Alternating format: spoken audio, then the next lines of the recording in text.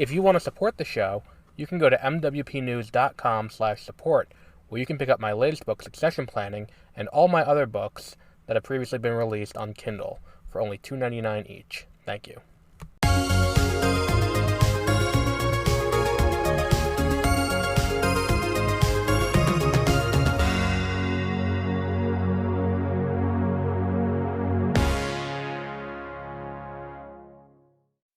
Good morning and welcome to the Backlog Files. I am Adam on this, a very snowy Tuesday morning. Now, I'm not recording it Tuesday morning, obviously, because this is a pre-recorded show.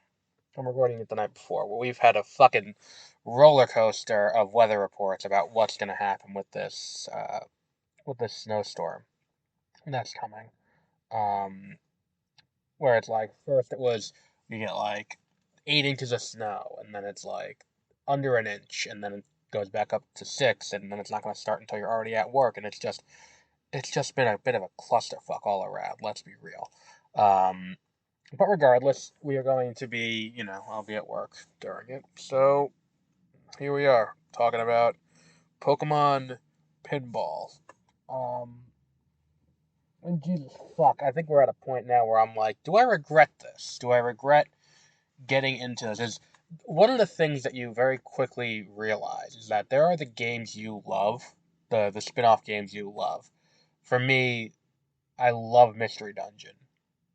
I like Ranger. Loved Snap.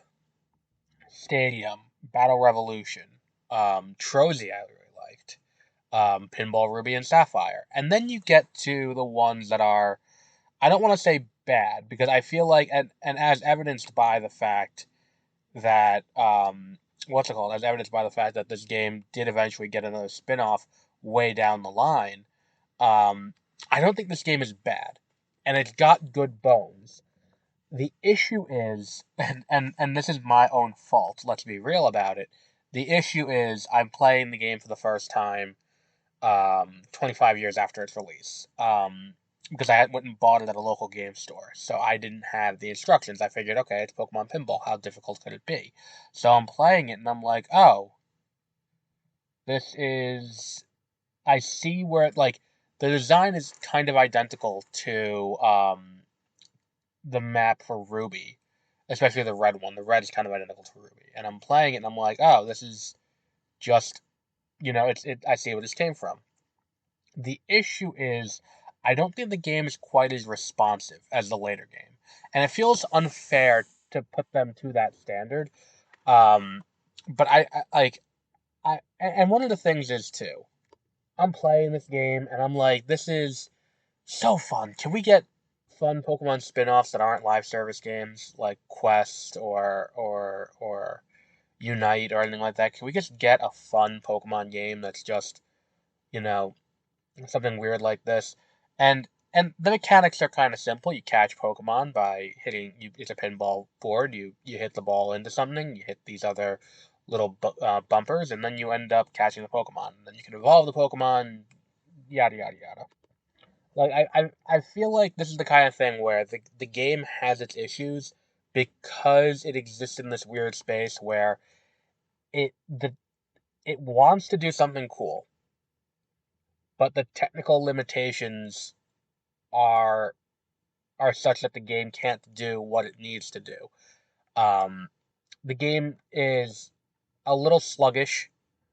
The ball doesn't move quick enough for what you're trying to do, which does kind of hurt the overall enjoyment. And also, the response on the flippers is not great, which is cumbersome if you're playing a pinball game. Like, let's be real. Um, the The graphics are fine. I think that's kind of the strongest thing about this game is that the graphics do work very well for what this game is trying to be. Um, like it looks great and it ages very well. Um, it's just things like the fact that there's no smooth transition across the entire board. Like if you hit the ball up past the midway point of the board, instead of it instead of you moving up with it, it the screen flips up to the next part. And it's like, all right, I get the technical need, like why that needs to happen. Like I understand that. I'm not saying that that's not something that was required, but the question should be asked, like, should you be making this game if that's a key aspect of it? Because the thing is too, it's like I played this game on a Game Boy Advance SP, um, which my old Game Boy Advance SP, which still works because it's been, I took care of my shit. Um, so like the the fact that the game can flip, flip, flip, flip like that, like it does kind of make sense because I think that the resolution of the Game Boy wouldn't exactly lend itself to putting the full board on the screen. It just wouldn't work. Especially considering that like the Game Boy SP is, you know, wider. Like the when you load it up, you hit the triggers, it'll jump back and forth. Um, I think that there was no good solution here, and I think they did their best, and good for them trying their best. But I don't think that this was exactly what they thought was going to happen. Um, what else have we got that we wanted to address with this? I think that yeah, I think too that the bonus stages do look great. Like there's the Diglett one there, and the Ghastly one. Like they look great. Like and they age very well too. Like it's just the gameplay mechanics don't work. And arguably, the most enjoyable version of the game is playing in the bonus stages because that you're not flipping back and forth. It's the flipping back and forth that I really have an issue with. That it makes it kind of difficult to track and time. Um, but when you play the bonus stages, that's great, and it is really fun to do.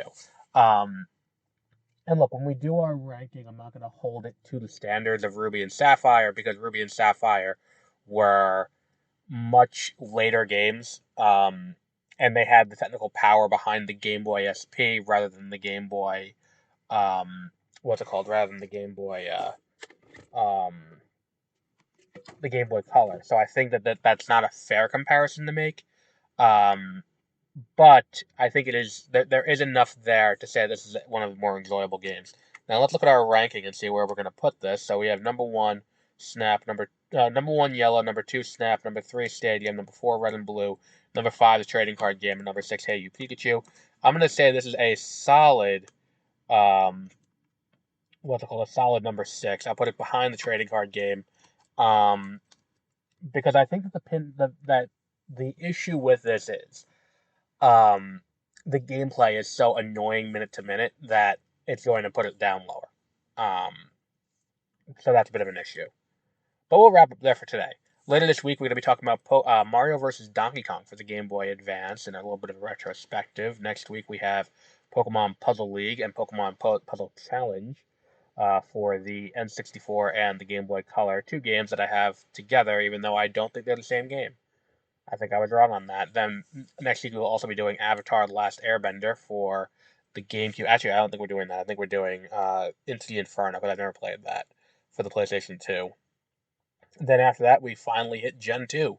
On the 27th, we'll be doing Pokemon Gold and Silver, and on the 29th, we'll be doing Final Fantasy 7, a game that I have not played in its entirety ever.